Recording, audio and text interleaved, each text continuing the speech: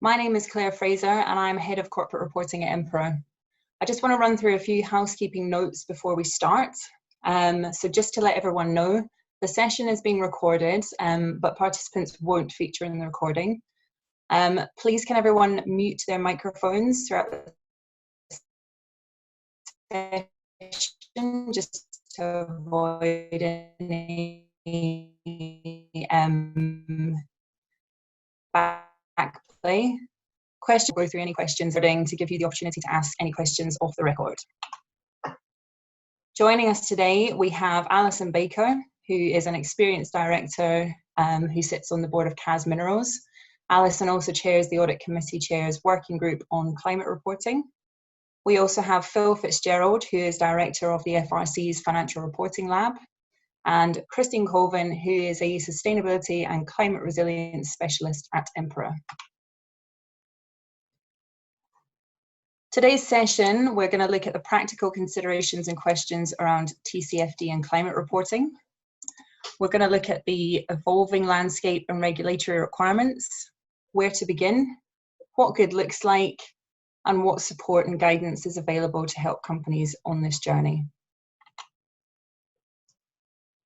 So just before we get into the specifics of TCFD reporting, let's quickly recap on why climate change became such a pressing concern for business in 2019. The Bank of England's then Governor Mark Carney was vocal about the climate change threat to the financial system. We saw Extinction Rebellion protests bring major cities across the UK and the world to a standstill. Australian wildfires raged for months, destroying land, habitats and homes. And Greta Thunberg made impassioned pleas to world leaders to focus on climate change. In response to growing social pressure and stakeholder activism, companies are under more pressure than ever to respond to calls for transparency and action in relation to climate change. And the pressure on everyone to work towards net zero emissions is being keenly felt. So what is TCFD? For anyone who's unfamiliar with the acronym, TCFD stands for Task Force on Climate-Related Financial Disclosures. Essentially, it's a framework for disclosing climate-related risks and opportunities. TCFD is not about your impact on the environment. It concerns the impact of climate change on your business and whether or not it presents a material risk to your viability. The TCFD framework recommends disclosure around 4 key areas: governance, strategy, risk management, metrics and targets. So TCFD is essentially about transparent climate reporting, which is set within a much broader context. There are a number of existing requirements that encompass climate-related issues, including the UK Corporate Governance Code, the Miscellaneous Reporting Regs, the EU Non-Financial Reporting Directive, and the new streamlined energy and carbon reporting requirements. If your existing disclosures clearly describe your governance and risk management processes, and it's clear those processes cover climate-related issues, then no further disclosure may be needed. Phil, can you elaborate on the regulatory backdrop? Yeah, certainly, and thank you very much for inviting me to speak to you all today. It's a pleasure to be here, and I hope everyone's staying well and safe at home. I just wanted to talk a little bit about the regulatory background to some of these areas on reporting on climate change. Back in July last year, the government issued its Green Finance Strategy, which set out a number of measures that it was looking for companies to take in order to respond to the climate change crisis. Alongside that, the FRC and other regulators, including the PRA and the FCA and the Bank of England, issued statements to support the Green Finance Strategy. And the FRC set out what it was expecting from company reporting, which was issued alongside the Green Finance Strategy. Now that statement reiterated some of the existing requirements around environmental reporting. So that included emphasising the fact that companies are already required to disclose their principal risks, and the FRC encourages companies to think about whether climate change is a principal risk, and we're certainly seeing more and more companies include that as a principal risk in their strategic report. It also reminded companies of the Section 172 requirements and the expectations on directors to take into account environmental matters when they're considering promoting the success of the company, a requirement of Section 172. And of course, as Claire mentioned, in the miscellaneous reporting requirements which have come into force for December 2019 year ends, there's a requirement to issue a Section 172 statement. So that would certainly be included within that. The new streamlined energy and carbon reporting requirements, they came into force for March 2020 year ends. So we're expecting to see some reporting around that coming up as well. So the FRC statement sort of reiterated what the existing requirements are. Now, most of the existing requirements are actually considering the impact of the company on the environment. And as Claire rightly said, the TCFD is almost the other way around. And the TCFD is looking at the impact of climate change on a business. And one of the things we also set out in our statement was that what we were hearing from investors was that they were very supportive of the TCFD framework, that they were really looking to companies to implement that. And in fact, the government in the Green Finance Strategy set out its expectation that all listed companies and large asset owners should disclose in line with the TCFD recommendations by 2022. And in itself, it set up a task force of the regulators, of which I'm a part of, and the FRC is a part of, to talk about how best to implement that. You will have seen recently the FCA published a consultation on introducing a comply or explain approach to TCFD reporting. That consultation is the consultation period has actually been extended given the current circumstances to later on this year. But would certainly encourage you to have a look at that and have a look at how the FCA plan to introduce this in the forthcoming years. One of the things that's often forgotten about in the discussions around climate change is the fact that climate change implications are applicable to the financial statements. There are certain things in the financial statements, such as impairment testing, long-term provisions, and other areas of the financial statements where climate change might have an impact. And one of the things the FRC set out in its statement is that we do expect companies to consider the impact of climate change on their financial statements, in particular some of those areas. And what's been quite useful is very recently, back in January or February this year, the IASB, so the standard setter for IFRSs, published a briefing note on how climate change considerations were applicable to the financial statement. So I'd very much encourage you to have a look at that and look at the areas that it might affect the financial statements. Now, other areas where the FRC has been quite active is in its revisions to the stewardship code. So that will now require investors to both consider ESG factors in their investment decisions, but also to report on ESG matters in their investment decision making. So investors are going to be looking for information from companies in order to be able to both take into account ESG matters, but also to be able to report on them as well. And to be of assistance, I hope, the Financial Reporting Lab issued a report which provided lots of practical guidance on implementing the TCFD recommendations. And it was structured around the 4 areas of TCFD that Claire outlined earlier. So governance, strategy, risk management, and metrics and targets. That report, I don't know whether the link probably won't work on here, but we'll certainly send the link out afterwards. That report contains a number of real-life practical examples from the UK and around the world. So if companies are looking for help into what to disclose and what to report, the lab's report should be helpful in that regard. You may have also seen that the FRC has recently announced a review of climate change disclosures. That review will encompass reviewing individual company reports, as well as looking at how the audit firms are responding to climate change reporting and what procedures they're doing to check that companies are complying with the requirements. We're also going to be looking at the extent to which companies are adopting the TCFD requirements.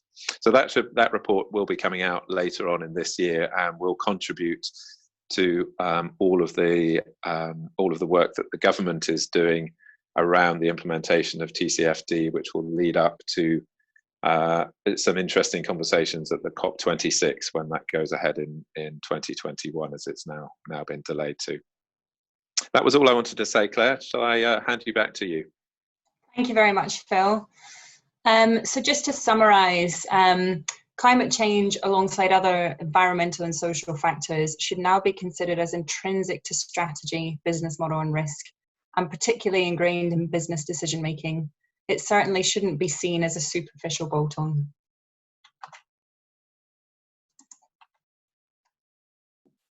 In terms of where to begin, and for companies who are preparing themselves for full disclosures against the TCFD framework, Phil, if I can hand back to you, can you talk us through the FRC's climate governance roadmap and how this can help companies to think about their approach to TCFD reporting?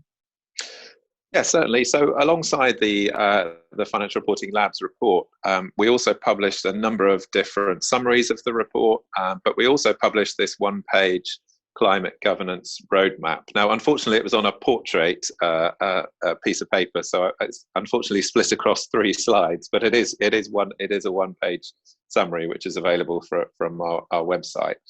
And what we heard was that very much the first thing to think about. We often get questions from companies. Where do we start with climate change, and how do we deal with it? And the first thing that we always say is, well, it really starts with board level leadership and a discussion at the board. So what we did is we set out this roadmap, which helps boards consider the steps to take in order to consider climate change. And we recognise that many people on this call are way down the journey towards TCFD and climate change considerations, but others may well be just starting. So this hopefully sets out a roadmap towards it. So we set out 10 steps. First of all, position. So what arrangements does the board have in place for assessing and considering climate related issues? What steps does it already have in place? Then responsibility. Who has responsibility across the organisation for climate related issues, both at board level, but also at some of the other committees, such as the Audit Committee, any risk management committee? What arrangements happen at leadership level, at divisional level, etc. So assessing what the levels of responsibility are across the organisation, and then an initial assessment of the information available to the company in order to be able to take decisions on the back of climate change. This then leads into a good discussion of risk. And what are the key risk areas that the company needs to consider in relation to climate change? Once a company has assessed that and the board has assessed that, they can then start really focusing on those metrics which are going to help companies assess whether those risks are being effectively managed. So you would have already thought about the information available, but perhaps there might be different metrics that the board needs to consider and monitor in relation to climate related issues. Then we go through a process of review. So how does the board establish, monitor and oversee climate related goals and targets? Does there need to be any changes in approach to the approach? And that goes on to preparing for different outcomes where there might be uncertainty. Once a board has considered what those different outcomes might be, it also needs to consider, how can it get comfort over the metrics that are being used to monitor and manage the relevant things. And this is really where the internal audit may come in, or the audit committee, or even the external auditors or third party assurance providers, to ensure that the information that the board is making decisions on the back of is appropriate. The final 2 areas then are to consider, Claire, if you could just, lovely. It's like clockwork. Brilliant. The final 2 areas are to consider disclosure. So having considered this, having taken all these factors into account, having looked at the metrics and targets, is what does the board consider it's appropriate to report in the annual report?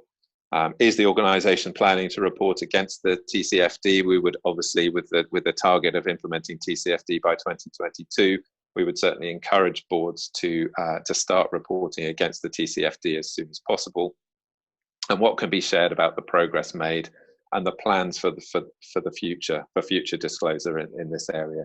And then finally, the board will need to do a review of whether it and the organisation has got the appropriate skills in place in order to consider and address the challenges climate-related issues pose.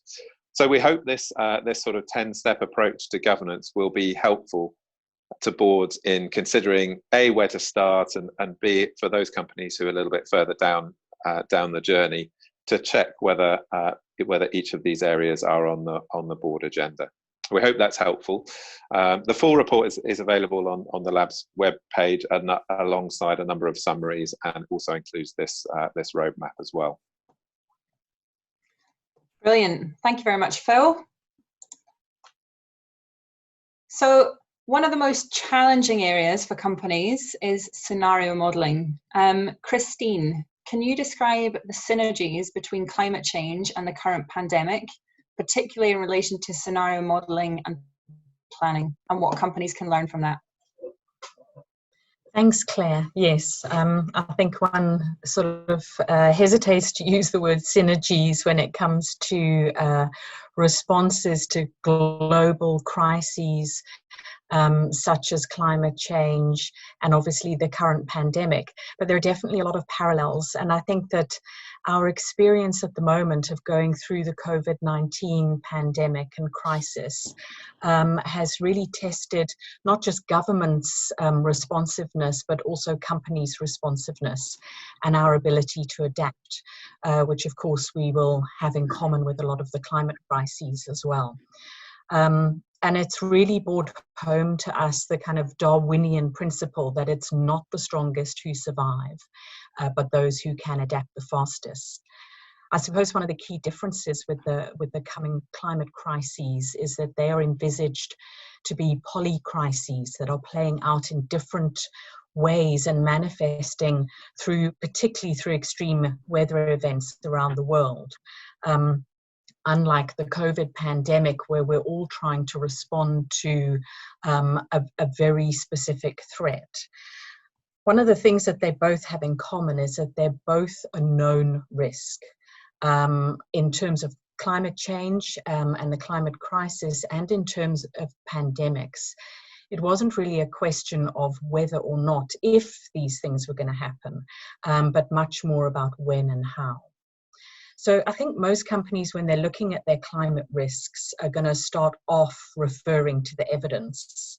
And I've adapted these kind of 3 lessons also in reference to a really good summary that was given by Mary Robinson, the former president of Ireland and the UN Commissioner for Human Rights.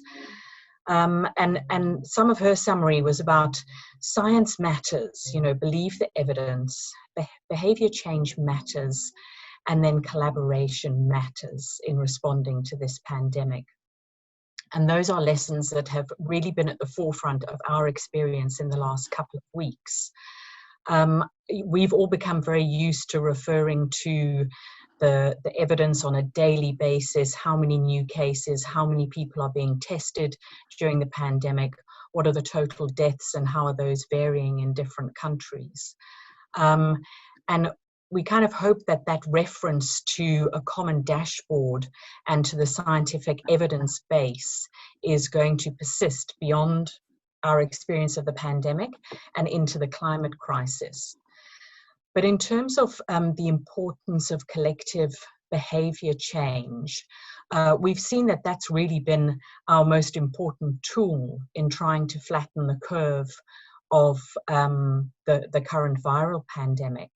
Of course, it's absolutely critical in trying to keep us to within 1.5 degrees of global warming. But then also in terms of adapting, which is what the TCFD focuses on, and companies' ability to adapt, behavior change is critical as well. So I think one of the really important lessons from some of the companies that have already been through this process and are maybe further down the line is that this is not just a scientific and an academic exercise, whilst it's really important to pay attention to the science and the evidence. but an individual company's ability to adapt and respond effectively to some of the particularly extreme weather events through climate change is also going to be linked very strongly to behavior change. And so how one engages your whole organization and your supply chains in response to the coming threats is really critical. The picture that's shown here is of FAO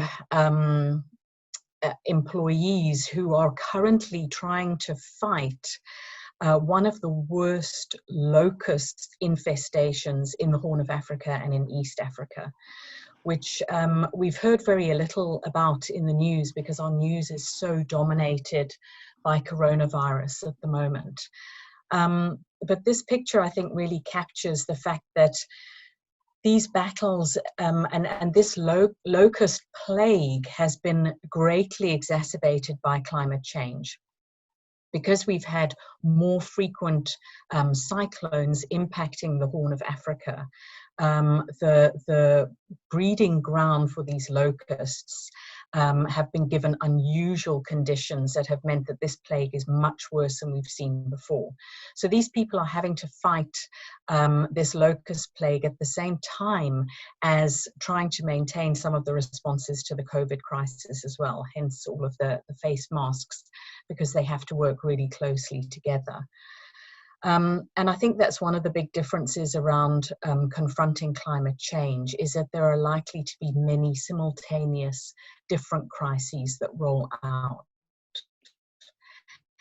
And one of the lessons that I learned when I was working in South Africa is that as much as a company might plan to mitigate its own risks and try and enhance its business continuity during a time of crisis, one is never acting alone. So the issue around collaborative adaptation is something that I think I would like to emphasize when we try and envisage what is going to be the end game in terms of implementing the response measures that will be captured during the TCFD process. And particularly in the Southern Africa drought, we saw examples of the threat was really around water risk and lack of access to water. But that doesn't happen to one factory or one company in isolation.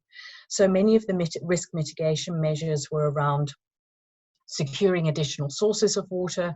For instance, let's drill a borehole on our site and then we have access to water. But in the face of a real crisis that is affecting a whole region and a whole city, that is completely inadequate. And it absolutely has to be supported by measures which engage with local communities as well as local government and ensure that there is collaborative adaptation to the risks in those different areas. So these are critical for us here in the UK and especially critical for companies with global supply chains as well. Thank you, Claire. Thank you very much, Christine. Alison, can I hand over to you now to give us a board perspective on TCFD and how to navigate the road ahead? Sure, thanks Claire. And I guess the first point I'd make is that TCFD reporting is as much about investor reporting as it is to do with the actual company's reporting. And, as a result of the climate change agenda, investors are really seeking to answer an increasing number of questions about their investee companies. And as boards, we need to be really alive to this. TCFD is their framework of choice. I think whilst we see a plethora of demand for ESG metrics, I think when they focus in on climate-related metrics, they are pretty much using the TCFD framework.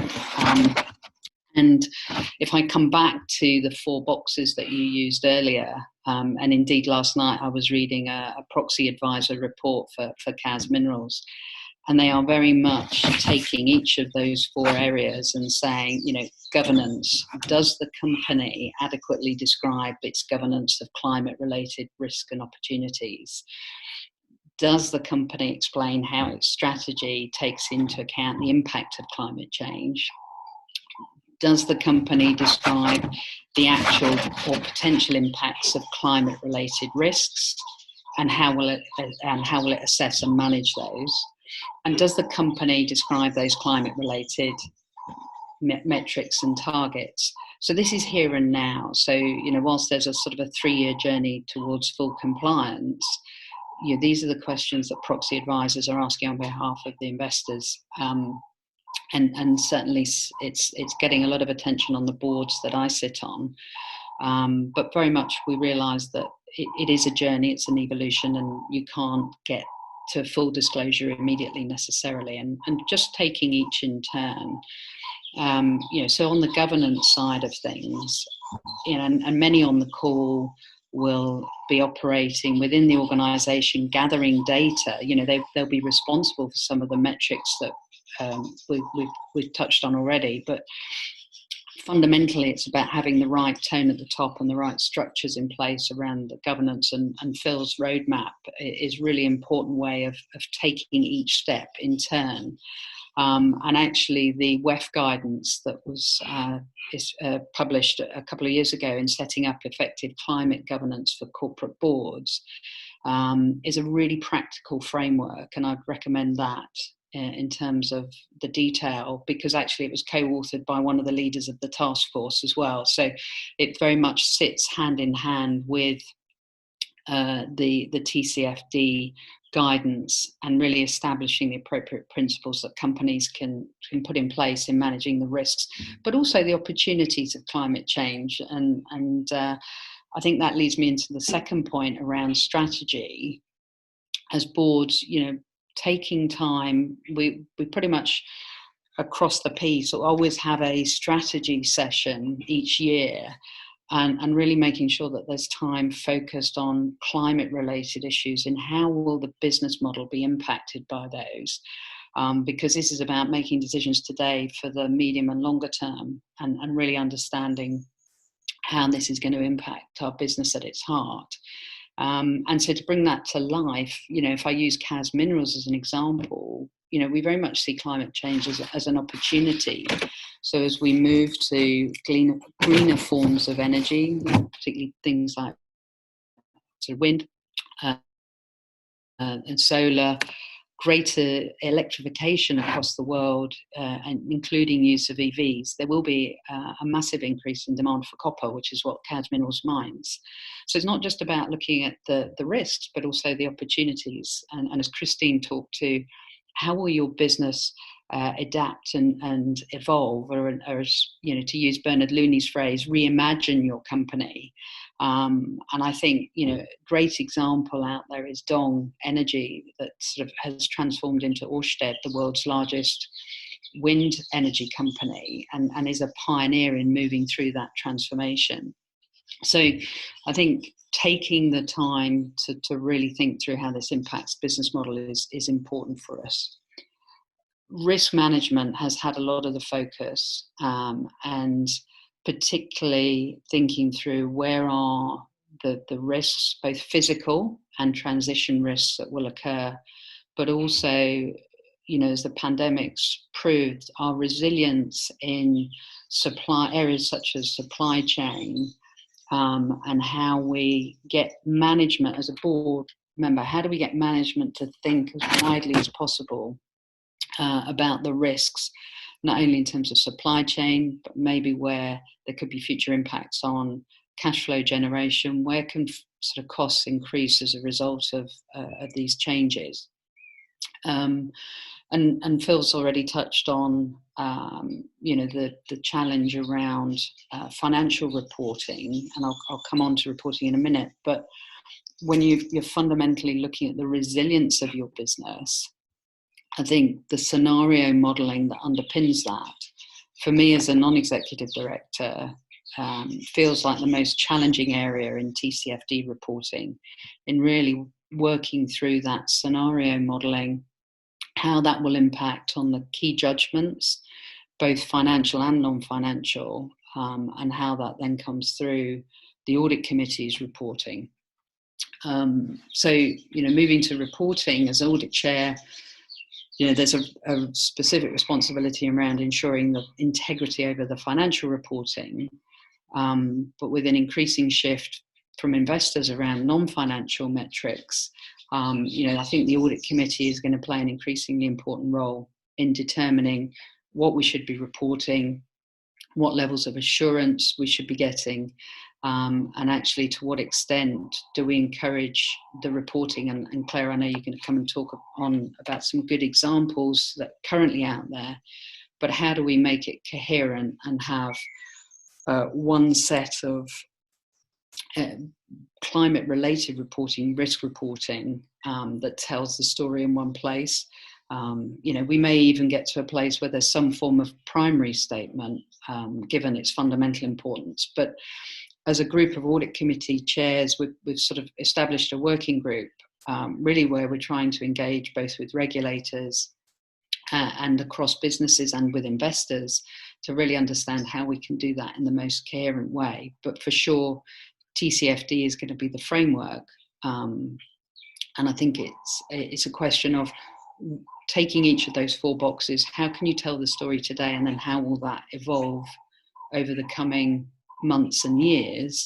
But start now, and I do thoroughly recommend the FRC Reporting Labs paper, because it does have that investor lens as well as the corporate lens, and I think it's really important that companies are looking at it through both when they're considering their reporting in this space.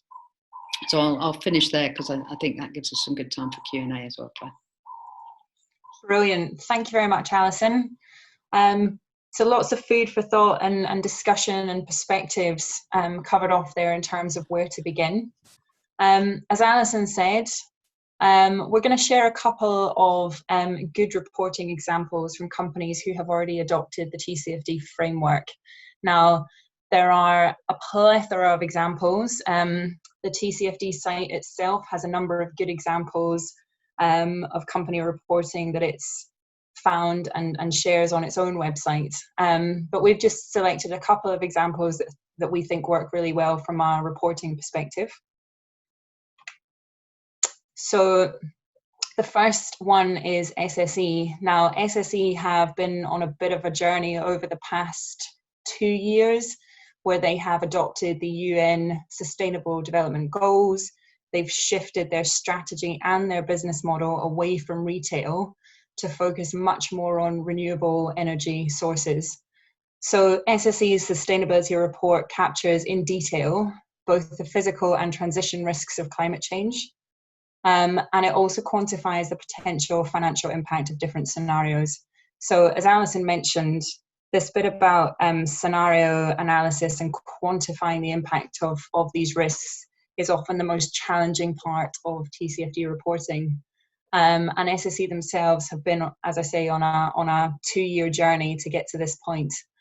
The other part of that, though, is the opportunities. So SSE also discuss the opportunities for their business. For many companies, the transition to a low carbon economy presents new opportunities, which might require changes to existing business models and strategies. But the point here is, with risk comes opportunity. And then the key thing from a reporting perspective is to tell a joined up story and try and avoid that tick box approach that we all love to hate. So an example that we quite like is United Utilities. So United Utilities integrate TCFD information on climate-related risk, governance and metrics throughout their annual reports. So just to give you a couple of examples, the business model covers in detail the impact of external drivers, including climate change, on business operations. TCFD is considered as part of their overall risk management approach, and the specifics are discussed within water and wastewater service risk and HSE risk. Board actions in relation to climate change are discussed in depth by the Corporate Responsibility Committee, and energy and carbon reporting data is provided in the Director's report. So you can see there that United Utilities are really telling that joined up story. They're talking about how climate change is impacting their business model, their strategy, their risk, and they're also talking about that, how that oversight is embedded as part of board governance. So just to recap, and then we're going to open the floor to questions. The road to TCFD reporting will vary by company. The important thing to bear in mind is that reporting is an output of the process that comes before it. So just to sort of distill Phil's 10-point plan down into 5 key points, there are a number of steps that companies need to take, from benchmarking where you are now, engaging the board and leadership team, assessing the risks and opportunities, developing your strategy and performance metrics, and reporting on progress. It's also worth keeping in mind that TCFD is not intended to duplicate existing disclosures. So if you are already talking about your governance and risk management processes in relation to climate risk, it might be that you need to review those and look at how you can enhance some of those disclosures you already make. Consensus on best practice is likely to evolve, so our advice is not to let the perfect be the enemy of the good. Be clear about your ambitions and be transparent about your progress and performance.